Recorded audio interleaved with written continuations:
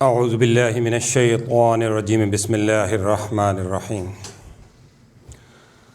الحمد للہ رب العالمین اللہم صلی علی محمد وعلی آل محمد کما صلیت علی ابراہیم وعلی آل ابراہیم انک حمید مجید اللہم بارک علی محمد وعلی آل محمد کما بارکت علی ابراہیم وعلی آل ابراہیم انک حمید مجید۔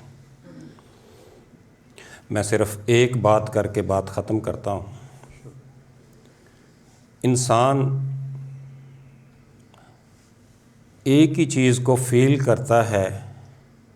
اگر ہم درود کی بات کرتے ہیں، درود بھیجنے کی بات کرتے ہیں، کہاں بھیج رہے ہیں؟ 1400 سال پیچھے بھیج رہے ہیں یا اب بھیج رہے ہیں؟ اگر ہم اب بھیج رہے ہیں اور عقیدہ یہ ہے کہ ہمارا درود اب پڑھا جا رہا ہے اور ابھی پہنچا جا رہا ہے، تو پھر ہم یہ سمجھتے ہیں کہ ہم جو بھی حضور صلی اللہ علیہ وآلہ وسلم کے سلسلے میں اب کچھ کہیں گے وہ ان تک جا رہا ہے۔ تو پھر ہم ایک بڑی بات کرتے ہیں۔ حضور صلی اللہ علیہ وآلہ وسلم میں بڑی بہت خوبیاں ہیں۔ ہم ان کو امانت دار مانتے ہیں۔ ہم اگر ان کو امانت دار مانتے ہیں تو ہم کیوں نہ اپنی امانتیں ان کے پاس رکھوائیں؟ ہم اپنا کلمہ ان کے پاس رکھواتے ہیں۔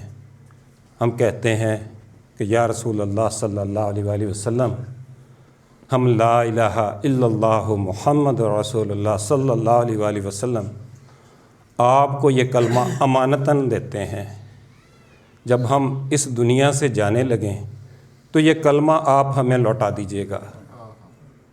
یا رسول اللہ صلی اللہ علیہ وآلہ وسلم، یہ کلمہ ہم آپ کی امانت کرتے ہیں، جب قبر کا مقام ہوگا تو یہ کلمہ ہمیں واپس لوٹا دیجیے گا۔ یا رسول اللہ صلی اللہ علیہ وآلہ وسلم، جب حشر کا مقام ہوگا تو یا رسول اللہ یہ کلمہ ہمیں واپس لوٹا دیجیے گا۔ یہ ہر کسی کا اپنا اپنا ایمان ہے۔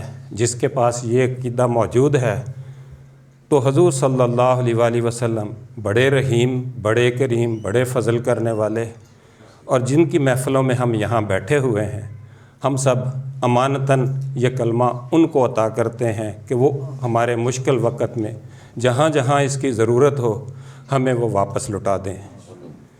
اللہ تعالی ہمیں صحیح دین کی سمجھ عطا فرمائے۔ جزاکم اللہ خیر۔